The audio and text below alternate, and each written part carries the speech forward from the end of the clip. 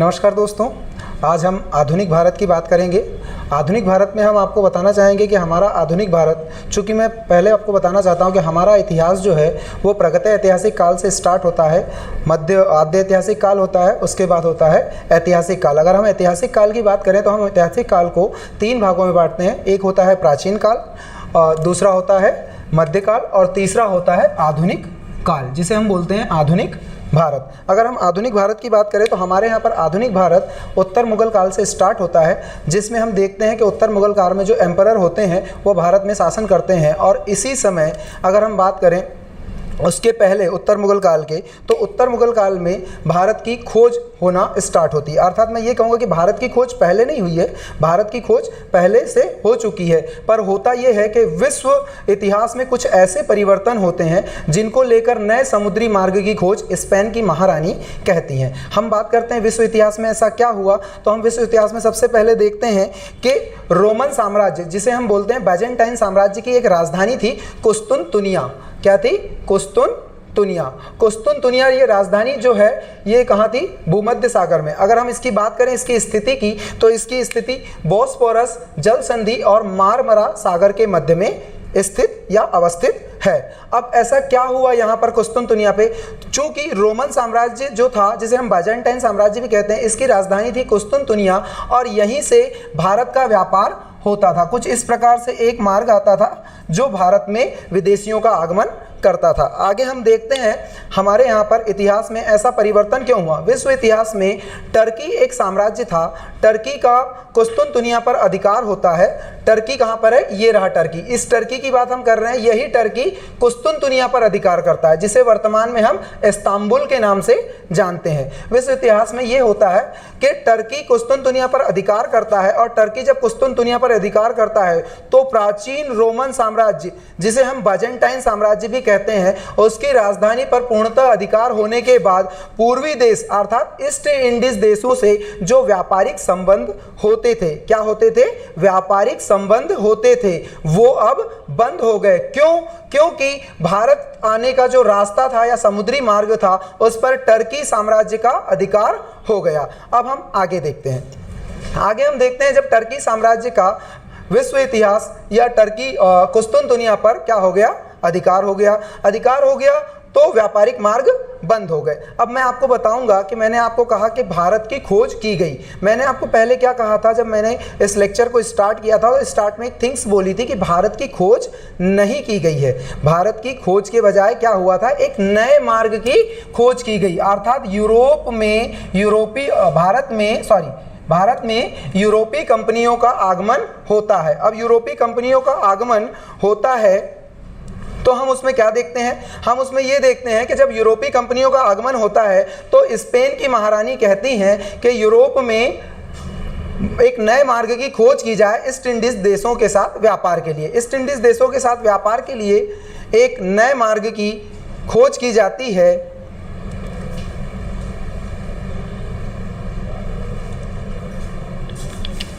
Hi निकितेश, my self Ram Trivedi, और बहुत स्वागत है आपका गुरुजी क्लासेस में। निकितेश आप पूछ रहे हैं आई एम न्यू। हाँ, मैं भी नया हूँ और मुझे लगता है कि आप भी नए हैं। और उसके बाद आकाश भगत, हेलो, हाय, नमस्ते, आपका भी स्वागत है गुरुजी क्लासेस में। आकाश भगत, हिस्टोरी की क्लास कब से चालू कर दी? एक्चुअली टुडे हमारी पहली क्लास है और हम मॉडर्न हिस्ट्री अर्थात आधुनिक भारत की बात कर रहे हैं। और आधुनिक भारत में हम भारत में यूरोपीय कंपनियों का आगमन की बात कर रहे हैं। देखते हैं हम आगे, ठीक है। Hello Shiv Kumar, okay. हम देखते हैं कि भारत में जब यूरोपीय कंपनियों का आगमन होता है तो वो कैसे होता है, हम उन चीज़ों को देखेंगे। सबसे पहले हम देखते हैं कि खोज के कारण या समुद्री मार्ग के कारण क्या थे। अब मैंने आपको पहले बताया कि खोज के कारण क्या थे। देखिए, विश्व इतिहास जो है उस इतिहास में जब परिवर्तन होता है, कहां पर? टर्की में अर्थात यूरोप में जब परिवर्तन होता है तो क्या होता है? एक कारण बनता है। वो कारण क्या है? कुस्तुनतुनिया पर तुर्कों का अधिकार। ये वही तुर्क है जिन्हें ऑटोमन साम्राज्य कहा जाता है। ऑटोमन साम्राज्य मतलब ऑटोमन तुर्की साम्राज्य कहा जाता है। किन्हें? कुस्तुनतुनिया पर जिन तुर्कों ने अधिकार किया था। पहला कारण ये है। अब पहले कारण पर हम थोड़ी सी विवेचना करते हैं या डिस्कस करते हैं। ये ऐसा क्या कारण था जिस पर भारत के नए समुद्री मार्ग की खोज की बात की गई? तो भारत के लिए नए समुद्री मार्ग की खोज की गई। मैं आपको बता चुका हूं कि कुस्तुनतुनिया पर टर्की का अधिपत्य हो जाता है, तो पूर्वी देशों के साथ व्यापारिक संबंधों की जो बातें होती हैं वो अब क्या हो जाती हैं, पूर्णतः समाप्त हो जाती हैं। अर्थात रोमन साम्राज्य जिसने कुस्तुनतुनिया पर बहुत समय पहले, मैं ये कहना चाहूंगा कि टर्की टर्की ने जिस पर अधिकार किया था, किस पर, कुस्तुनतुनिया पर जो अधिकार किया था, तो टर्की ने जब कुस्तुनतुनिया पर अधिकार किया था तो इसकी स्थापना की बात करते हैं 330 ईस्वी में इस कुस्तुनतुनिया की क्या हुई थी, यहां पर या बजंटाइन साम्राज्य स्थापित हुआ था। तब से लेकर बजंटाइन साम्राज्य 1453 ईस्वी तक, कब तक, 1453 ईस्वी तक कहां पर, कुस्तुनतुनिया पर अधिकार करता है। अब आपको एक और चीज मैं बताना चाहूंगा, यह डेट या यह ईयर या यह सन वही है जो विश्व इतिहास में पुनर्जागरण की बात करता है। किसकी बात करता है? विश्व पुनर्जागरण की बात करता है। ऐसा क्यों हुआ? हम थोड़ा सा विश्व इतिहास की बात कर लेते हैं, क्योंकि हमारे भारत का इतिहास, या हम ये कहें कि हमारे भारत का जो आधुनिक इतिहास है वो विश्व इतिहास के कुछ ऐसे बदलावों से प्रभावित हुआ है जिसके कारण हम आधुनिक भारत में इतनी, मैं ये कहूंगा कि पुर्तगाल, अंग्रेज, डच, डैनिश और फ्रांसीसी और उसके बाद स्वीडिश कंपनियों के आगमन की आधारशिला को रखता है। अब देखते हैं कैसे।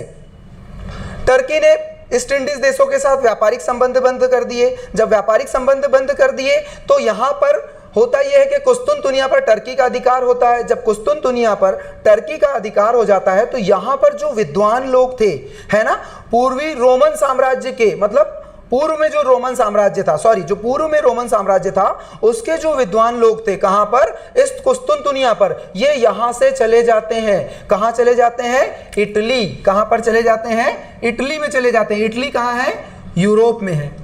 कहां पर है? यूरोप में है। यहां पर बेसिकली हम कुछ ऐसी स्थान या कुछ ऐसे नए महानगर या नगरों को देखते हैं जहां पर यहां से गए हुए विद्वानों को संरक्षण मिलता है।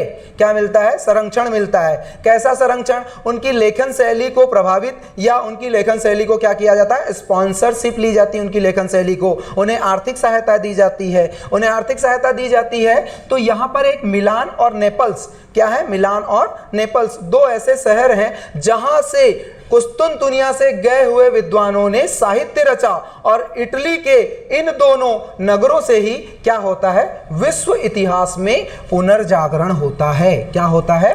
पुनर्जागरण होता है। तो पहला कारण मैंने आपको बताया कि कुस्तुनतुनिया पर तुर्कों का अधिकार। मैं तीसरे कारण पर सीधे आ गया, वो इसलिए क्योंकि तुर्कों का अधिकार कुस्तुनतुनिया पर होता है और उसका सीधा इफेक्ट किस पर होता है, वहां पर रहने वाले विद्वानों पर, और वहां के रहने वाले विद्वान इटली में चले जाते हैं और वहां पर जो लेखन शैली करते हैं उससे क्या हो जाता है, पुनर्जागरण की शुरुआत हो जाती है। कहां पर पुनर्जागरण की शुरुआत होती है? हम विश्व पुनर्जागरण की बात कर रहे हैं, और विश्व पुनर्जागरण में हम बेसिकली या मेनली किसकी बात कर रहे हैं? हम मेनली बात कर रहे हैं यूरोप में हुआ है ये पुनर्जागरण। कहां पर हुआ है? यूरोप में यह पुनर्जागरण शुरू होता है। और जब यूरोप में पुनर्जागरण शुरू होता है तो वहां के भूमध्य सागरीय देश कौन सा है? वो इटली, जहां से यह पुनर्जागरण की शुरुआत होती है।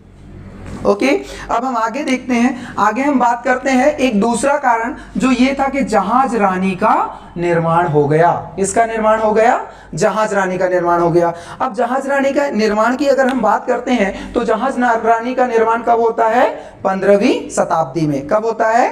15वीं शताब्दी में।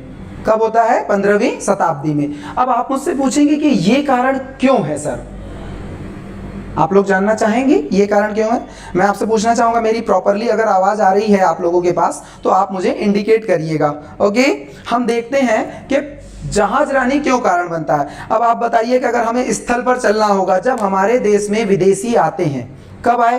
प्राचीन काल से ही विदेशियों का आगमन भारत में होता रहा है, ऐसा हमारा इतिहास बताता है। क्यों? मैं बताना चाहूंगा कि हमारे देश में सबसे ज्यादा स्थल रूप को अगर कोई प्रभावित करता है, और वो मेनली क्या है? खैबर दर्रा। कौन सा दर्रा है? एक खैबर दर्रा है जो अफगानिस्तान और पाकिस्तान की बॉर्डर के पास पर है, या मध्य में हम कह सकते हैं। इस खैबर दर्रे से जितने भी विदेशी मैं कहूं आक्रमण हुए या विदेशियों का आगमन हुआ, मैं ये कहूं कि हड़प्पा सभ्यता मेसोपोटामिया की उपनिवेश थी, तो वो भी कहां से आई होगी, खैबर दर्रे को क्रॉस कर कर आई होगी। अगर मैं ये कहूं कि आर्य कहां से है, आर्य भी मध्य एशिया से आए, खैबर दर्रे से होते हुए आए। आर्य भी यहां पर किस लिए आए थे, चारागाह के लिए आए थे। उसके बाद अगर मैं कहूं सिकंदर का आक्रमण हुआ भारत पर, तो सिकंदर का आक्रमण, चूंकि मैं बताता हूं सिकंदर ग्रीक अर्थात यूनानी साम्राज्य का एक कैसा राजा था, विश्व विजेता शासक था। उस विश्व विजेता शासक भी कहां से आया था, खैबर दर्रे से आया था। तो मैं ये बताना चाहता हूं या मैं ये समझाना चाहता हूं आप लोगों को कि हमारे यहां पर स्थल से आने के लिए जहाज रानी का निर्माण नहीं हुआ। हमारे यहां पर स्थल से आने के लिए किसकी जरूरत होती थी, या तो आप पैदल आ सकते हैं या घोड़े पर आ सकते हैं। उसके बाद बहुत सारे आक्रमण हुए। तो मैं ये आप लोग समझ पा रहे हैं, मैं ये कह रहा हूं कि भारत की खोज नहीं हुई है, भारत के लिए नए समुद्री मार्ग की खोज हुई है। किसकी खोज हुई है, मार्ग की खोज की बात कर रहे हैं हम। वो क्यों कर रहे हैं, क्योंकि टर्की का जो अधिकार किस पर हो गया, कुस्तुनतुनिया पर हो गया। कब हो गया, 1453 में हो गया। अर्थात स्थल और जल रूप दोनों से आते थे। पर अब आप मुझसे कहेंगे कि सर टर्की पर अधिकार हो गया तो वो भी भूमध्य सागर पर है, और वहां से भी जहाज रानी तब नहीं थी, तो जहाज रानी का निर्माण 15वीं शताब्दी में हुआ था। पर टर्की से होते हुए, अफ्रीका होते हुए, मैं ये कहूं कि यूरेशिया को पूरा क्रॉस करते हुए भारत में आते थे। मतलब स्थल रूपों का क्या करते थे, उपयोग किया जाता था। अब हम बात करते हैं जहाज रानी की। जहाज रानी का निर्माण होता है, और जहाज रानी के निर्माण से एक ऐसा आविष्कार जिससे हम जल मार्ग पर यात्रा कर सकते हैं। किस पर यात्रा कर सकते हैं, जल मार्ग पर। अब मैं आपको स्थिति बताना चाहूंगा कि जहाज रानी का निर्माण क्यों किया गया और जहाज रानी से कितने महासागरों को क्रॉस करते हुए हम भारत पहुंचते हैं। देखिए मैं आपको बताना चाहूंगा, यहां पर आप बोर्ड में देख रहे होंगे अटलांटिक महासागर, मतलब उत्तरी अटलांटिक महासागर। उसके बाद बात करते हैं हम, यहां से यात्री या ट्रेवलर स्टार्ट होते हैं और स्टार्ट होते हुए कहां तक आ जाते हैं, कहां तक आ जाते हैं, देखिए ये यहां पर आ जाते हैं। कहां पर, यहां पर क्या है, दक्षिणी अटलांटिक महासागर। कहां पर आ जाते हैं, दक्षिणी अटलांटिक महासागर। Please reply my comments. Okay, science की क्लास कब से लगेंगी, अरविंद आपको बता दिया जाएगा कि साइंस की क्लास कब से लगेंगी, आपको विक्रांत सर इन्फॉर्म कर देंगे। वीडियो क्लियर नहीं दिख रहा है, वीडियो क्लियर नहीं दिख रहा है, ठीक है रवि राजन जी, आपको अभी हम उसमें कुछ टेक्निकल सपोर्ट्स की जरूरत होगी, मैं अभी बता देता हूं, क्लियर हो जाएगा। ठीक है, हम आगे बात करते हैं किसकी, आगे हम बात करते हैं दक्षिणी अटलांटिक महासागर। हम कहां से स्टार्ट हो रहे हैं, हमारी यात्रा स्टार्ट हो रही है उत्तरी अटलांटिक महासागर से हो रही है, और उत्तरी अटलांटिक महासागर से प्रारंभ होते हुए कहां पर आ जाती है, दक्षिणी अटलांटिक महासागर पर। हम यहीं पर नहीं हमारे भारत की स्थिति को दर्शाना चाहते हैं, हमारा भारत अभी भी यहां से इस प्रकार से चलते हुए कहां पर आता है, हिंद महासागर पर। कहां पर आ जाता है, हिंद महासागर पर। मैं ये नहीं कह रहा हूं कि हम किसी तालाबों को क्रॉस कर रहे हैं, किन्हीं झीलों को क्रॉस कर रहे हैं, या हम किसे क्रॉस कर रहे हैं, या किसी सागर को, हम महासागर को क्रॉस कर रहे हैं। क्यों, क्योंकि यूरोप की स्थिति कहां है, उत्तरी द्वीप, मैं ये कहूं कि उत्तरी ध्रुव पर है। कहां है, उत्तरी ध्रुव। उत्तरी ध्रुव कहां है, यहां पर, और हमें कहां पर आना है, यहां पर आना है, एकदम दक्षिण में आना है। और दक्षिण में आना है तो कुछ इस प्रकार के जल मार्ग को कंप्लीट करते हुए कहां पर आएंगे, हम भारत में आने की कोशिश करेंगे। अब भारत में आने की कोशिश करते हैं तो जहाज रानी का उपयोगिता, या जहाज रानी को आप समझ पाए, जहाज रानी की उपयोगिता इसलिए है क्योंकि हमें महासागरों को क्रॉस करना है। तो एक कारण क्या बनता है, जहाज रानी का क्या हो गया, निर्माण हो गया। विश्व पुनर्जागरण में बता चुका हूं। अब मैं चौथा कारण यह है कि राजस्व अर्थात कर अधिक कमाने की लालसा। अब इसको बहुत अच्छे से समझिएगा आप लोग, क्योंकि मैं आपको बताना चाहूंगा राजस्व या कर अधिक कमाने की लालसा, हम इसे यही समझेंगे कि भारत को क्या कहा जाता था, भारत को कहा जाता था गोल्डन स्पैरो। अर्थात सोने की चिड़िया कहा जाता था। क्या कहा जाता था? भारत को सोने की चिड़िया कहा जाता था। अब अगर भारत को सोने की चिड़िया कहा जाता था तो यहां पर क्या होता था, इसके पहले मैं आपको बताना चाहूंगा, राजस्व कर अधिक कमाने की लालसा कहां से? भारत से। कहां से? ईस्ट इंडीज देशों से। ईस्ट इंडीज देशों में बेसिकली हम किसकी बात करेंगे? हमारे भारत की बात करेंगे। अगर हम हमारे भारत की बात करते हैं तो हम देखते हैं कि यूरोप एशिया के व्यापार पर वेनिस और जेनेवा का क्या था? सबसे ज्यादा अधिकार था। अब यूरोप कहां है? ये रहा। और एशिया, किनका व्यापार अधिक है? वेनिस का और जेनेवा का अधिकार। किनका अधिकार ज्यादा है? वेनिस और जेनेवा का है। अब वेनिस और जेनेवा का है तो आप लोग देखिए वेनिस कहां पर है और जेनेवा कहां पर है। इनकी स्थिति, अगर मैं जेनेवा की बात करूं तो जेनेवा कहां पर है? यूरोप महाद्वीप का एक क्या है, मैं कह सकता हूं कि स्विट्जरलैंड जो है, जिसकी क्या है, एक स्विट्जरलैंड का एक नगर है जिसे हम क्या बोलते हैं? जेनेवा। अगर हम जेनेवा की बात करें तो आप लोग सभी जानते हैं कि जेनेवा में बहुत सारे संगठनों का क्या है? मुख्यालय है। तो ये देश सबसे ज्यादा राजस्व कमाते थे। क्या कमाते थे? राजस्व कमाते थे। तो इस कारण का उद्भव कहां से होता है? यहां से होता है। जब ये सबसे ज्यादा कमाने लगे और उसके बाद हमने देखा कि एशिया का अधिकांश व्यापार, किसकी बात कर रहे हैं? पूरे एशिया महाद्वीप की बात कर रहे हैं। इस एशिया महाद्वीप की बात कर रहे हैं। किस एशिया महाद्वीप की बात कर रहे हैं? इस एशिया महाद्वीप की बात कर रहे हैं। यहां पर जो पूरे व्यापारिक अधिकार, या ये कहें कि व्यापार का अधिकांश भाग किनका था? अरब वासियों का था। किनका था? अरब वासियों का था। कहां है अरब? मैं ये कह रहा हूं अरब पेनिनसुला यहां पर है। कहां पर है? अरब, अर्थात खाड़ी देश या अरब वासियों का सर्वाधिक क्या था? अधिकांश अधिकार था। किस पर था? एशिया के व्यापार पर। तो दूसरा कारण ये बनता है। अब एक बात बताइए, या मैं आपसे एक क्वेरी मैं पूछता हूं, या आप लोग समझिए। मैं ये कहना चाहता हूं कि प्रश्न क्या आता है? प्रश्न ये आता है कि जब व्यापार होता है तो किसकी प्राप्ति होगी? व्यापार होगा तो राजस्व की प्राप्ति होगी, कर की प्राप्ति होगी। अब जब कर की प्राप्ति होगी तो कोई एक व्यक्ति उसी देश या उसी महानगर या उसी महाद्वीप में रहता हो, दूसरे देश का हो, तो वो भी क्या चाहेगा? कि मैं भी व्यापार करूं। जब व्यापार की बात आती है तो व्यापार करना चाहते हैं, तो व्यापार करना चाहते हैं तो क्या करते हैं? मार्ग की खोज होती है। क्यों होती है? राजस्व कमाने के लिए भी होती है। इसके पहले के 3 कारण जो थे, एक था क्या? कुस्तुनतुनिया पर तुर्कों का अधिकार, दूसरे की बात करते हैं जहाजरानी का निर्माण, और तीसरे की बात हम किसकी करते हैं? विश्व पुनर्जागरण की बात करते हैं। विश्व पुनर्जागरण होता है तो इससे क्या होती है? एक नए प्रकार के तर्कवाद की क्या होती है?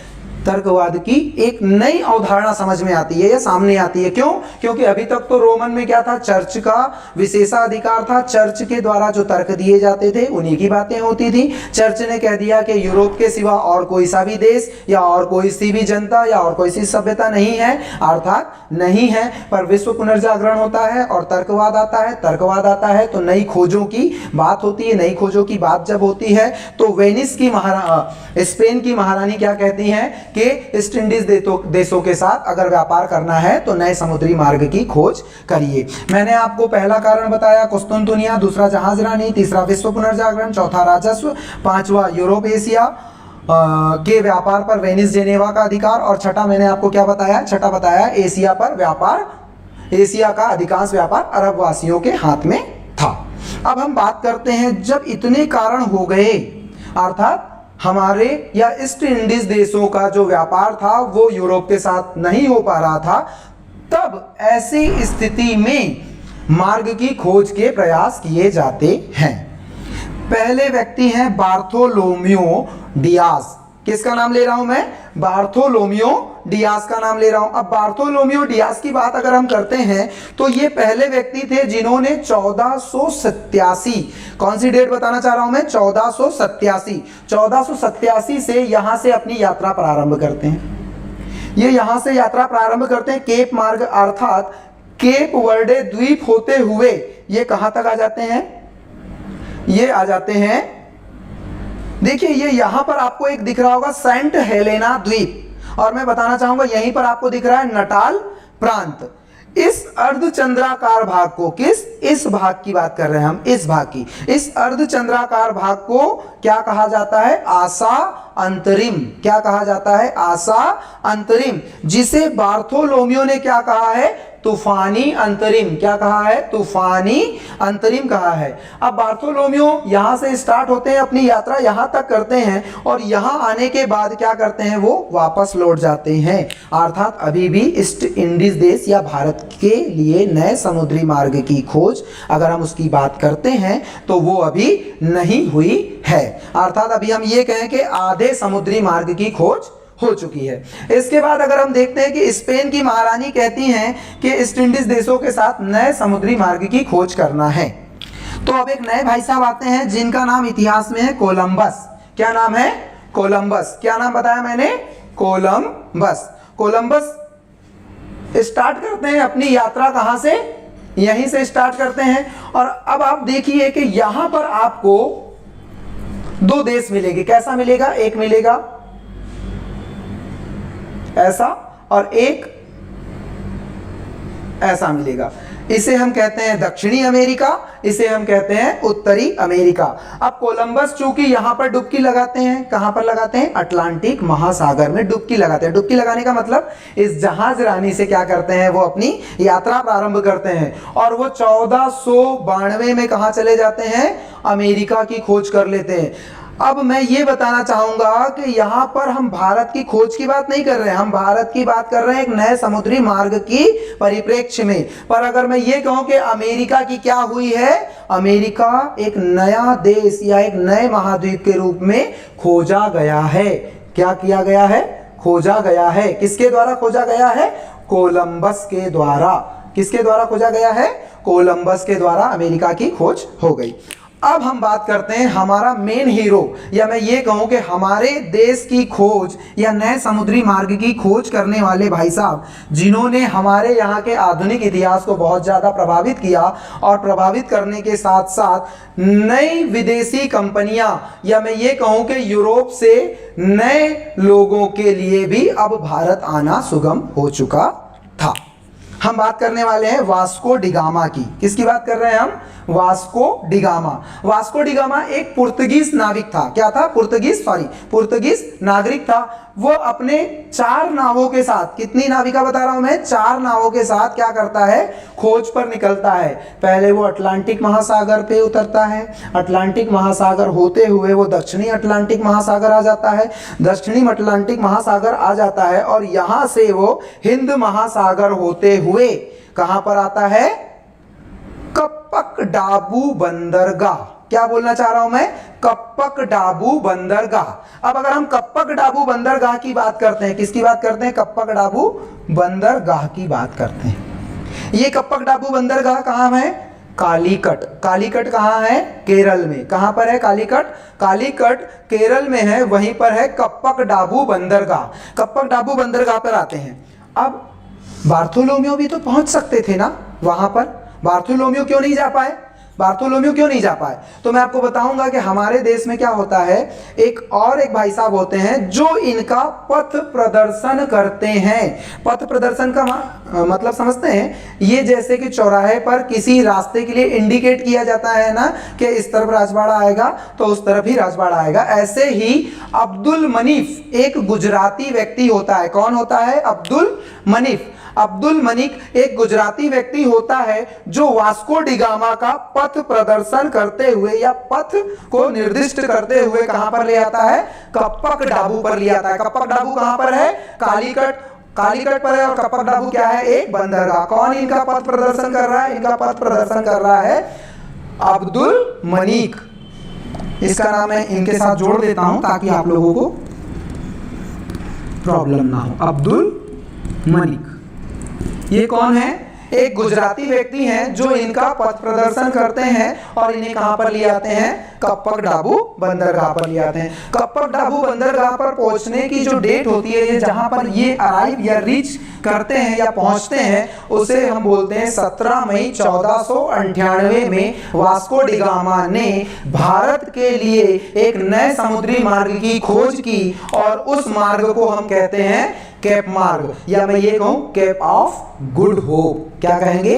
केप ऑफ गुड होप मार्ग कहेंगे, केप ऑफ गुड होप मार्ग कहेंगे। ये कहां से है? ये यहां से स्टार्ट होता है और ये यहां पर पहुंच जाता है। अब हम आ जाते हैं कहां पर? भारत में आ जाते हैं। हम बात कर रहे हैं किसकी? वास्को डी गामा की। वास्को डी गामा कौन है? पुर्तगाली है। पुर्तगाली पहला व्यक्ति है जो नए समुद्री मार्ग की खोज करता है। अब्दुल मलिक के पथ प्रदर्शन पर वो आ जाता है कहां पर? कालीकट पर। कालीकट पे कौन सा बंदरगाह है? कप्पड़ डाबू बंदरगाह। कप्पड़ डाबू बंदरगाह। अब इस कालीकट पर एक शासक होता है जिसका नाम क्या होता है? जमोरिन। क्या नाम होता है? जमोरिन। जमोरिन भाई साहब जो होते हैं वो क्या करते हैं? वो ये करते हैं कि वास्को डी गामा का स्वागत करते हैं। किसका स्वागत करते हैं? वास्को डी गामा का। और उन्हें व्यापार करने के लिए कुछ सुगम दशाएं भी प्रदान करते हैं या प्रोवाइड की जाती हैं। जब वास्को डी गामा यहाँ पर क्या करते हैं? अपना व्यापार करते हैं और वापस लौटते हैं। आपको बता दूं, हम केरल को किस रूप में जानते हैं? केरल में सबसे ज्यादा मसाला का उत्पादन होता है। किनका उत्पादन होता है? मसालों का उत्पादन होता है। मसालों का उत्पादन होता है तो यहाँ पर वास्को डी गामा जो व्यापार कर कर जब अपनी पुनः यात्रा से वापस लौटते हैं, कहां पर जाते हैं? वापस पुर्तगाल।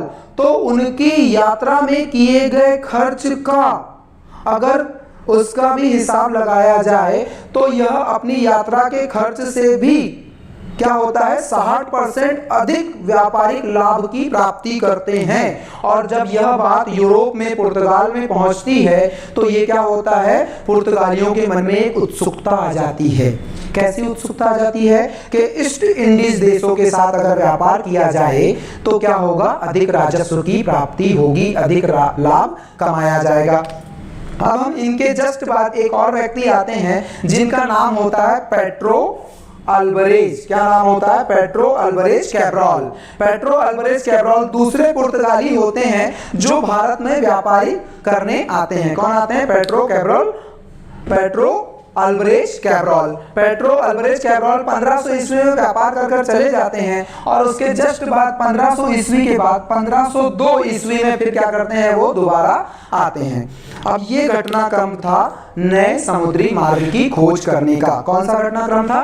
ये। अब हम सबसे पहले थोड़ा सा मानचित्र को और देख लीजिए आप। यहाँ पर है यूरोप। यूरोप में कहाँ है? पुर्तगाल। पुर्तगाल कहाँ पर है? ये रहा। अगर हम विश्व इतिहास की बात करें तो टर्की यहाँ पर है। टर्की किस पर अधिकार करता है? कुस्तुनतुनिया पर अधिकार करता है। कुस्तुनतुनिया पर अधिकार करता है जिसे हम वर्तमान में इस्तांबुल के नाम से जानते हैं। यहाँ से समुद्री मार्ग की खोज, या मैं ये कहूँ कि पुराने जितने भी प्राचीन समय में मार्ग थे वो बंद हो जाते हैं। जब वे बंद हो जाते हैं तो नए समुद्री मार्ग की खोज होती है। नए समुद्री मार्ग की खोज होती है तो बार्थोलोम्यू डियाज के आशा अंतरिम की खोज कर लेते हैं और ये भारत तक नहीं पहुंचते हैं। कोलंबस अमेरिका की खोज कर लेते हैं किंतु यह भी भारत तक नहीं पहुंच पाते हैं। कोलंबस अमेरिका चले जाते हैं। वास्को डी गामा आते हैं। वास्को डी गामा यहाँ खोज करते हैं, व्यापार करते हैं और व्यापारिक खर्च का 60% अधिक लाभ कमाते हैं। जब ये वापस चले जाते हैं तो पेट्रो अल्वारेज कैब्रॉल आता है। पेट्रो अल्वारेज कैब्रॉल यहाँ पर व्यापार करते हैं 1500 ईस्वी में। 1502 ईस्वी में वापस आकर व्यापार करके चले जाते हैं।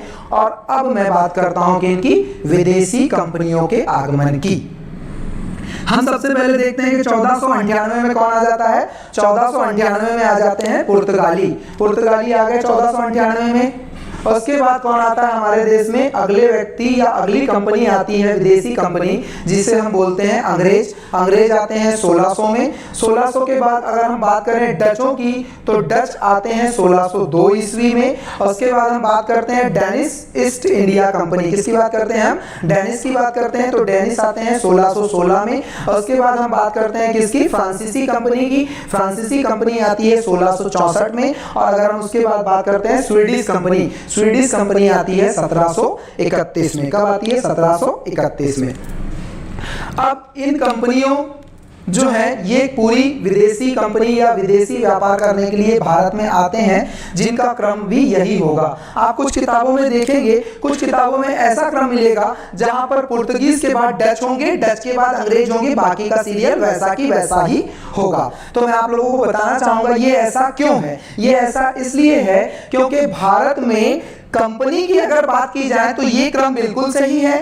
और अगर व्यक्ति की बात की जाए कि भारत में आने वाले व्यक्तियों का क्रम जो जिस देश से आए, तो भारत में पुर्तगाली आते हैं और एक आता है कार्नलहिस डउस्तमान, क्या नाम बता रहा हूं मैं, कार्नलहिस्त डउस्तमान, जो कि पुर्तगालियों के बाद आता है। तो कुछ किताबों में हमें कंफ्यूज होने की जरूरत नहीं है, वो व्यक्ति विशेष की बात की जा रही है या उसका कॉन्सेप्ट बिल्कुल अलग है, और यहां पर अगर हम आधार की बात करें तो यहां पर कॉन्सेप्ट बिल्कुल अलग है। विदेशी कंपनियों का आगमन क्रमानुसार मैंने बता दिया है। अब हम आगे बात करते हैं पुर्तगाल की। चूंकि मैं आपको बताना चाहूंगा पुर्तगाल कहां पर है, अटलांटिक महासागर पर। यहां से कौन आते हैं, वास्को डी गामा आ जाते हैं। अब वास्को डी गामा आ जाते हैं, यहां पर व्यापार कर लेते हैं। ऐसे में पुर्तगाल को यह लगता है कि अब क्यों ना हम, व्यापारिक संबंध तो स्थापित हो चुके हैं कहां पर, भारत में। अब हम यहां पर हमारी एक एक कर बस्तियों का क्या करते हैं, बस्तियां स्थापित करते हैं। बस्तियां स्थापित करके हम यहां पर हमारा उपनिवेश बना लेते हैं। क्या बोल रहा हूं मैं, उपनिवेश की बात कर रहा हूं। अब उपनिवेश की बात कर रहा हूं तो भारत को या भारत में पुर्तगाली साम्राज्य को एस्तादो द इंडिया साम्राज्य कहा जाता है। मैं क्या बताना चाह रहा हूं, भारत में पुर्तगाल साम्राज्य को क्या कहा जाता है, एस्तादो द इंडिया। आप लोगों को दिख रहा होगा तो मैं यहां पर लिख के बता देता हूं, एस्तादो द इंडिया। अब आप लोग मुझसे पूछेंगे कि सर ये एस्तादो क्या है, क्या है एस्तादो, इसकी बात करते हैं। द की बात तो मैं इसलिए नहीं करता हूं कि आप लोग जानते होंगे, और इंडिया जिसे हमारे संविधान में एक दूसरा नाम भी दिया गया है, जिसकी अगर बात करें नाम की तो यूनानियों के द्वारा सिंधु को इंडस कहा गया, और इंडस से क्या बन गया, इंडिया बन गया। क्या बन गया, इंडिया बन गया। अब हम बात करते हैं किसकी, एस्तादो द इंडिया की बात करते हैं।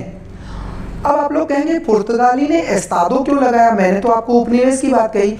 इस एस्तादो का मतलब होता है पुर्तगाली भारतीय साम्राज्य, यानी पुर्तगाली भारतीय राजतंत्र, जिसे हम उपनिवेश भी कहते हैं। क्या कहते हैं, उपनिवेश। अगर मैं ये कहूं कि अगर एक क्वेश्चन आता है कि एस्तादो द इंडिया नामक साम्राज्य किस यूरोपीय कंपनी ने भारत में स्थापित किया था, तो आपके दिमाग में केवल एक ही चीज आना चाहिए, और वो चीज क्या है, पुर्तगाल। क्या है, पुर्तगाल। क्या है, पुर्तगाल। अब एस्तादो द इंडिया नामक साम्राज्य की स्थापना हो जाती है, कहां पर होती है, भारत में होती है। भारत में होती है तो यहां पर अब व्यापारिक कोठियों के साथ साथ ये क्या करते हैं, उपनिवेश। अब मैं आप लोगों को बताऊंगा, उपनिवेश एक ऐसी चीज होती है जहां पर जितने भी शासन होंगे उन शासनों की अगर बात की जाए या उन एडमिनिस्ट्रेटिव सिस्टम की बात की जाए, तो जिसका उपनिवेश है वो शासन वो उपनिवेश वाला चलाएगा। अर्थात पुर्तगाल यहां पर अपने शासन प्रक्रिया को संचालित करेगा, वो व्यापार करेगा, राजनीतिक हस्तक्षेप करेगा, सामाजिक हस्तक्षेप करेगा, क्योंकि सामाजिक हस्तक्षेप के बाद ही तो पहले पुर्तगाली गवर्नर के बजाय हम दूसरे पुर्तगाली गवर्नर को भारत में पुर्तगाल का वास्तविक संस्थापक या वास्तविक उपनिवेश के संस्थापक के रूप में जानते हैं, जिसका नाम क्या है पता है आप लोगों को, अल्फांसो डी अल्बुकर्क नाम है। क्या नाम है, अल्फांसो डी अल्बुकर्क, जिसे पुर्तगाली साम्राज्य का वास्तविक संस्थापक माना जाता है। कहां पर माना जाता है, भारत में माना जाता है। अब हम देखते हैं किसकी, पुर्तगाल की। अगर मैं बात करूं कि पुर्तगाल ने सर्वप्रथम क्या किया, उत्तमासा अंतरिम का चक्कर लगाया। उत्तमासा अंतरिम अर्थात आशा अंतरिम का चक्कर लगाया। भारत पहुंच गए। पुर्तगाल में पुर्तगाल से दो व्यापारी आए, एक पेट्रो अल्वारेज कैब्रल आया, देन आफ्टर कौन आया, सॉरी उनके पहले आए वास्को डी गामा। ये जाते हैं और अब भारत में क्या होता है, फ्रांसीसी साम्राज्य की स्थापना की बात होती है। अब अगर हम बात करते हैं फ्रांसीसी साम्राज्य की स्थापना की बात होती है तो 1498 में भारत पर क्या हो जाता है, पुर्तगाल की खोज, पुर्तगाल नए समुद्री मार्ग की खोज करता है। यहाँ पर जमोरी नामक व्यक्ति व्यापारिक सुविधाएं देता है। व्यापारिक सुविधाएं देने के बाद जब वास्को डी गामा पहुंचता है उसे बहुत लाभ होता है, और अब क्या होती है, यात्राएं होती हैं। यात्राएं होती हैं तो पुर्तगाल आता है, और पुर्तगाल से पहले जो गवर्नर आते हैं, अब हम एक एक कर कंपनियों के मध्य संबंध भारत के साथ, आप लोग समझिएगा, हम एक एक करके क्या करना चाहेंगे, हम एक एक करके कंपनियों का संबंध भारत के साथ देखना चाहेंगे, और उसके बाद उन कंपनियों का अस्तित्व कब तक भारत में रहता है। अगर मैं ये कहूं कि भारत में पुर्तगाल का अस्तित्व 1498 से 1961 तक रहा है, तो इस बात को लेकर आपके मन में कोई कंफ्यूजन नहीं होना चाहिए। क्यों क्योंकि इसलिए क्योंकि गोवा, दमन और दीव, इनकी आजादी की बात हम 1961 में करते हैं। अब आप कहेंगे कि भारत तो स्वतंत्र हो चुका था सर, भारत स्वतंत्र हो चुका था तो स्वतंत्रता तो पूरे भारत की होगी, तो गोवा क्या भारत का नहीं था, या दमन और दीव भारत में नहीं थे, या मैं ये कहूं कि भारत तो गणतंत्र हो चुका था, संविधान लागू हो चुका था। किंतु पुर्तगाल ने अपने इन उपनिवेशों को, किनको, एक हम बात करते हैं गोवा की और एक बात करते हैं दीव और दमन की, जिनको इन्होंने यहां पर जीता था, गुजरात की सेना को और एक सामूहिक सेना को हराकर दीव पर क्या किया था, अधिकार किया था। तो यह भारत में इनको जब भारत की सरकार के द्वारा बोला जाता है कि हमने हमारे संविधान को लागू कर दिया है, हम संपूर्ण स्वतंत्र या अर्थात संपूर्ण प्रभुत्व स्वतंत्र राज्य की घोषणा कर चुके हैं और हमारी जनता ने आत्मसात कर लिया है, अब आप अपने उपनिवेशों को यहां से छोड़कर जाइए और ये हमारे सुपुर्द कर दीजिए। किंतु पुर्तगाल नहीं माना और एक ऑपरेशन किया जाता है, एक ऑपरेशन के तहत गोवा, दमन, दीव की आजादी की जाती है। गोवा, दमन, दीव को पुर्तगाल से क्या कर दिया जाता है, अब स्वतंत्र कर दिया जाता है और संविधान में कुछ अमेंडमेंट किए जाते हैं और उन्हें भारत का अभिन्न अंग बना लिया जाता है। तो हम सबसे पहले किसकी बात करेंगे, अब हम पुर्तगाल की बात करेंगे। अगर हम पुर्तगाल की बात करें तो पुर्तगाल की बात करते हैं तो अब गवर्नर्स की बात हम करते हैं। गवर्नर्स की बात करते हैं तो सबसे पहले पुर्तगाल से आने वाला पहला गवर्नर था फ्रांसिस डी अल्मीडा। क्या बोल रहा हूं मैं, फ्रांसिस डी अल्मीडा, जो 1505 से लेकर 1509 तक भारत में रहता है। और इसकी सबसे अच्छी ये बात है कि ये ब्लू वाटर पॉलिसी का क्या करता है, पालन करवाता है। अर्थात अगर मैं ये कहूं कि ब्लू वाटर पॉलिसी की बात कौन कर रहा है,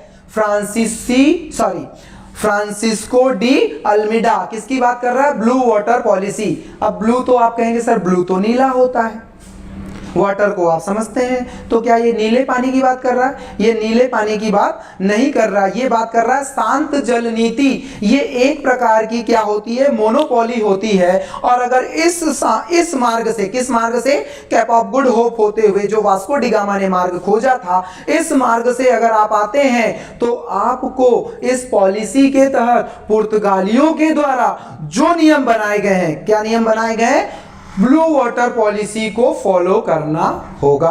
अब हम फ्रांसिस्को डी अल्मीडा की बात कल करेंगे। और अगर मैं ये कहूं कि हम पुर्तगाली, अंग्रेज, डच, डैनिश और फ्रांसीसी एक एक कर हम इसकी कल इवनिंग में दूसरी क्लास रहेगी।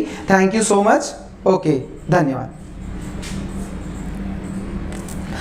दोस्तों, एग्जाम गुरुजी क्लासेस में आपका फिर से बहुत बहुत स्वागत है। और मैं आपको बताना चाहूंगा कि इतिहास की क्लास रोज 5 बजे यहां से क्या होगी, लाइव होगी। अर्थात एग्जाम गुरुजी चैनल को अगर आपने सब्सक्राइब नहीं किया है तो आप सब्सक्राइब कर लीजिए, इसे लाइक करिए, शेयर करिए, क्योंकि शेयर करना बहुत जरूरी है। आपको बताना चाहूंगा कि कुछ ऐसे भी हमारे देश में, अगर मैं ये कहूँ भारत में, मध्य प्रदेश की बात करूं, कुछ ऐसी भी जगह है जहां पर क्लास नहीं ले पाते हैं। और अगर क्लास नहीं ले पाते हैं तो उन लोगों को कम से कम लाइव क्लास के माध्यम से ज्ञान की प्राप्ति हो। तो मैं आपको चाहूंगा इसे शेयर करना भी जरूर आप आवश्यक समझे। Thank you.